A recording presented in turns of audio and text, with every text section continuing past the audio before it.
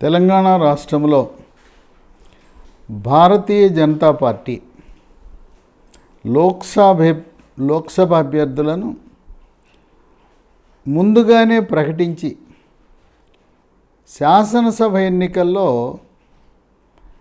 అభ్యర్థుల ప్రకటన జాప్యం జరగటం వల్ల అది కొంత విజయావకాశాల మీద ప్రభావితం చూపింది. ఈసారి ఎన్నికలు ఒక నెల రోజుల ముందే జరిగే అవకాశం కనపడుతూ ఉంది. 31న పార్లమెంటు ప్రారంభమై ఇది బడ్జెట్ ఆమోదం పొంది 9 ఫిబ్రవరికి పార్లమెంట్ సమావేశాలు ముగుస్తాయి. ఇది కేవలం ఒక 3 నెలలకు సరిపడా ఖర్చులకు సంబంధించిన బడ్జెట్ను ఆమోదిస్తారు. వివరణాత్మకమైన నూతన పథకాలన్నీ కూడా ఎన్నికలు పూర్తయిన తర్వాత కొత్త ప్రభుత్వం, కేంద్ర ప్రభుత్వం మళ్ళీ బడ్జెట్ సమావేశాలు నిర్వహిస్తుంది. ఫిబ్రవరి మొదటి వారం, కొంతమంది అయితే డేట్ కూడా చెప్పేశారు. 2 ఫిబ్రవరిన ఎన్నికల నోటిఫికేషన్ కేంద్ర ఎన్నికల కమిషన్ విడుదల చేస్తారు అనే ఊహాగానాలు. మార్చి 6న మొదటి విడత ఎన్నికలు ప్రారంభమై మొదటి విడతలో ఆంధ్రప్రదేశ్లో శాసనసభ, లోక్సభకు కూడా ఒకే రోజు ఆంధ్రప్రదేశ్ అంతా ఎన్నికలు జరుగుతాయనే ఊహాగానాలు ఉన్నాయి. తెలంగాణ రాష్ట్రంలో పార్లమెంటుకు పోటీ చేయవలసిన అభ్యర్థుల జాబితా దాదాపు తుది రూపాన్ని సంతరించుకుంది. ఇప్పుడు ప్రచారంలో ఉండే అభ్యర్థుల జాబితా 17 నియోజకవర్గాల్లో ఎవరెవరు పోటీ చేయబోతున్నారు. ఆశావహులు చాలామంది ఉన్నారు. మొన్న అసెంబ్లీ ఎన్నికల్లో ఓడిపోయిన వాళ్ళు ఉన్నారు, సీనియర్లు ఉన్నారు. అయితే సిట్టింగ్లందరికీ సీట్లు.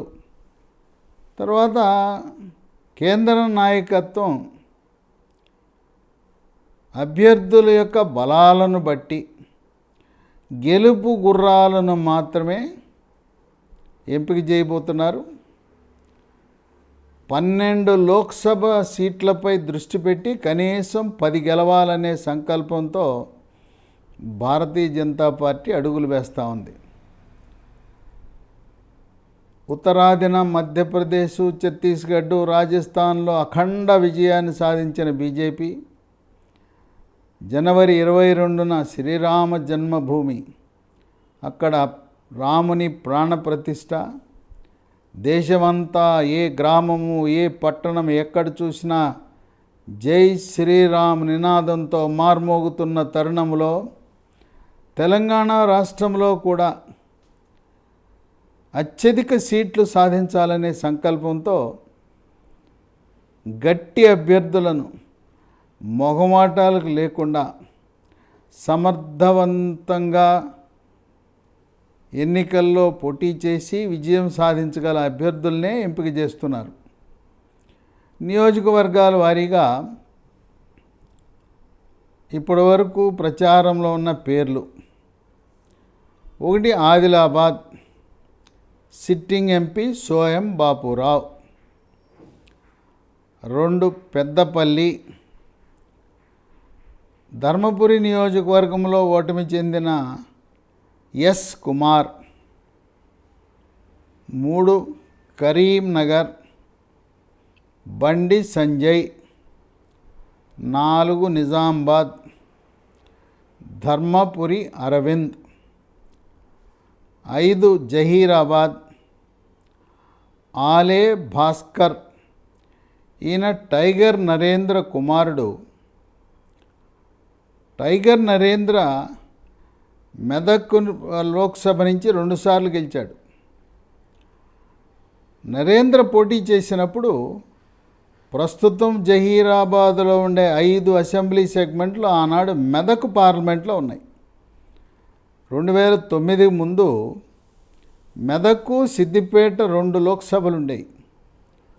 పునర్విభజనలో సిద్దిపేట రద్దయి మెదక్కు సంబంధించిన 5 అసెంబ్లీ స్థానాలు జహీరాబాద్కు వెళ్ళినాయి. ఆ విధంగా టైగర్ నరేంద్ర కుమారుడు ఆలే భాస్కర్కి ఆ 5 నియోజకవర్గాలు కొట్టిన పిండి.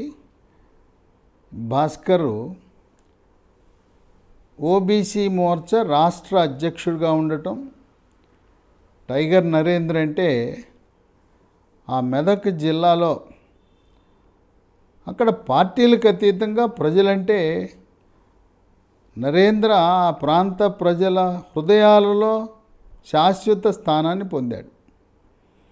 6 మల్కాజ్గిరి, ఈటెల రాజేందర్.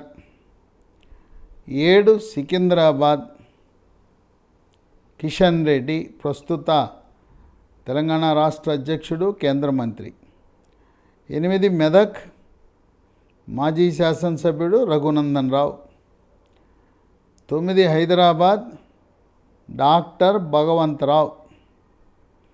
10 చేవెళ్ళ, కొండా విశ్వేశ్వర రెడ్డి. 11 మహబూబ్ నగర్. ఇక్కడ డీకే అరుణన, జితేందర్ రెడ్డి వీళ్ళిద్దరి మధ్యలో ఉంటుంది. ఇది హైకమాండ్ నిర్ణయం తీసుకుంటుంది. 12 నాగర్ కర్నూలు. ఇక్కడ బంగారు శృతి, మాజీ జాతీయ బీజేపీ అధ్యక్షుడు దివంగత నేత బంగారు లక్ష్మణ్ కుమార్తె.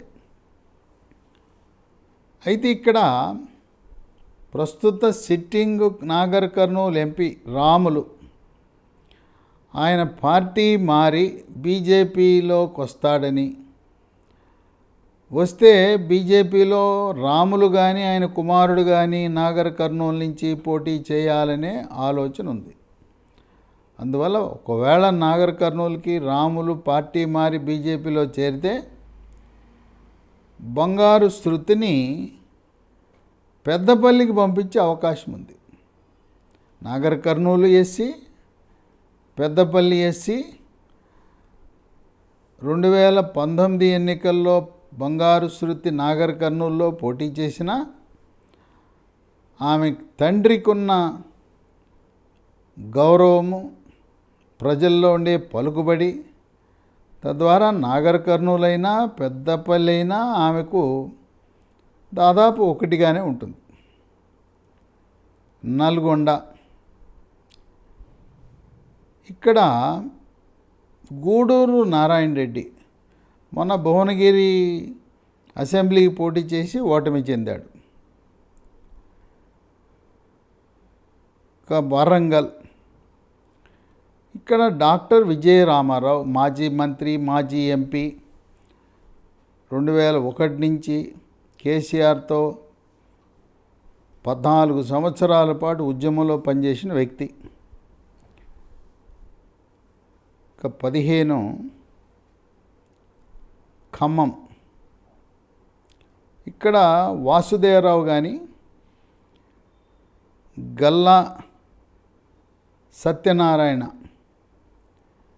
ఈ 2 పేర్లలో ఒక పేరును పరిశీలిస్తారు.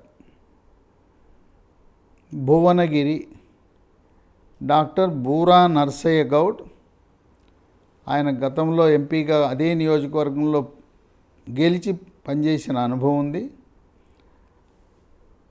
ఇక మహబూబాబాద్, ఇక్కడ